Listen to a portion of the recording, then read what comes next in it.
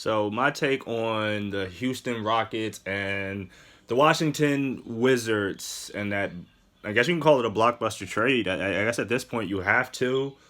Um, as far as contracts goes, I felt like they were the only players you could trade for each other at this point in their careers. I mean, their contracts are basically identical, owed a whole lot of money over the next 2 to 3 seasons. So it was basically a contract swap. Houston did, however, get a first round pick, which is a lottery pick. A lot of people think that Houston won in the long run. That remains to be seen. And the reason why I say that remains to be seen, I mean, even though it is a lottery pick, um, that lottery pick could either be Damian Lillard, Jason Tatum, or it could be Jimmy Fredette in '04. Or it could be in 2007, Hashim Thabit. Or the Cleveland Cavaliers in 2013, drafting Anthony Bennett, #1 overall. So you don't know. Like the value of the pick remains to be seen. And I think it's in 2023, if I'm not mistaken. So I think we have to wait and see. Now, as far as the Wizards are constructed, they have Scott Brooks as a coach. So for him to get Westbrook back, I felt like Westbrook had some of his best years under Scott Brooks. I mean, for whatever reason, it didn't work out. Underachieving.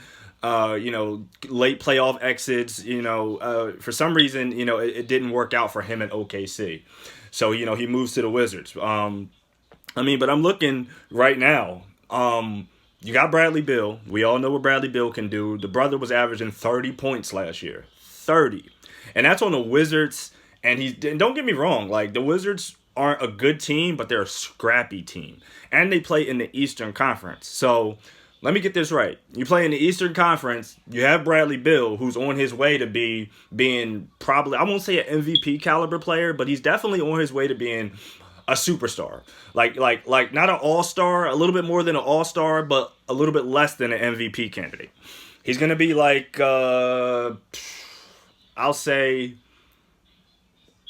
a Damian Lillard type. You know what I'm saying? Like not really an MVP, but he's definitely a superstar, right?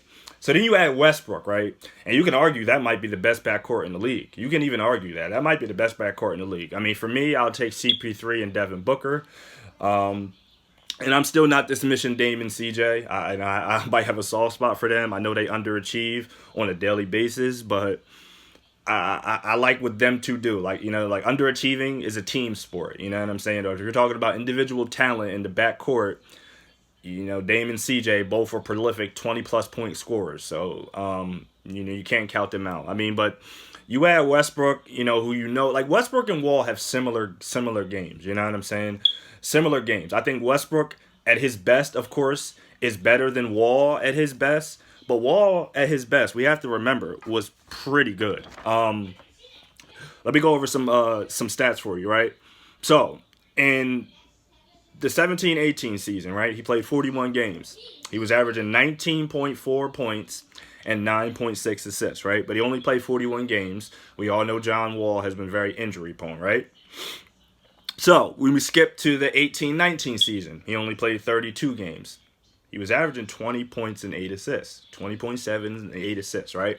So then let's go 3 years before the 17 season, right?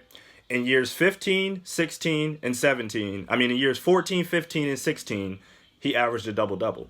It wasn't 25 point, 27 point double.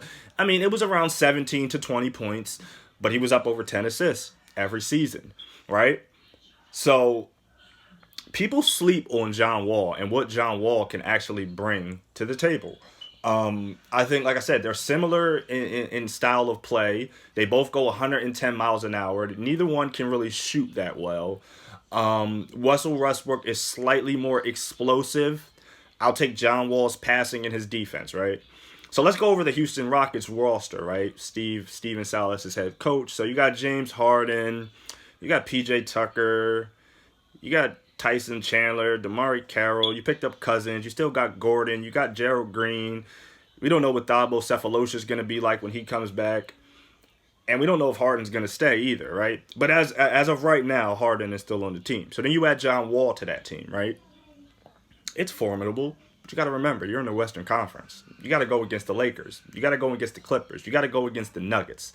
You got to go against I like Phoenix this year. It's too much going on in the West. You know what I'm saying? I think the West, that roster for me doesn't do it in the West. Now that roster in the East does it for me, which brings me to the Wizards, right?